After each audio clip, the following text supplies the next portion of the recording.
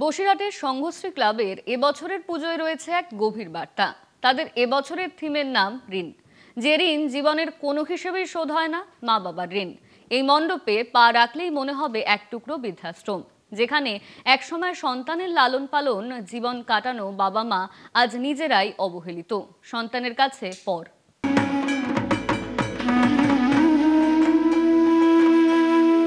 বরাবরই বসিরহাটবাসীর কাছে নতুন চিন্তা, নতুন ভাবনা তুলে দেয় সংঘশ্রী ক্লাব। ৬৭ বছরে এবছরের ঠিক ঋণ অর্থাৎ বৃদ্ধাশ্রম।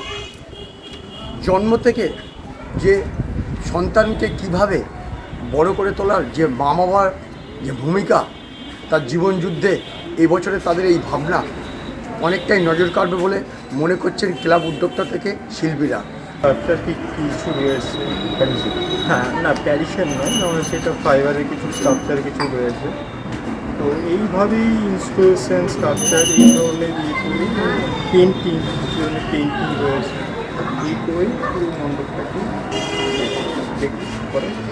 আনার কারণ হচ্ছে দীর্ঘদিন ধরে যেসব বাচ্চারা ছোটোর থেকে বড় হয়, তার মা বাবা তাকে পড়াশোনা শেখায়, তারা বিদেশে বা বাইরে কাজে চলে যায়, তারা মা বাবাকে বাড়ি থুয়ে যায় বা কোনো বৃদ্ধাশ্রমে থুয়ে চলে যায়, তাদেরকে অবহেলা করে। সেই কারণে এই ধরনের আমাদের চিন্তা। একদিকে প্যারিস, অন্যদিকে স্কাপের বিভিন্ন চিত্র তুলে ধরা হবে এই সংঘশ্রী পূজা মণ্ডপে। তাই বৃদ্ধাশ্রম দেখতে আসলে আসতেই হবে আপনাকে বসিরহাটের সংঘশ্রী ক্লাবে।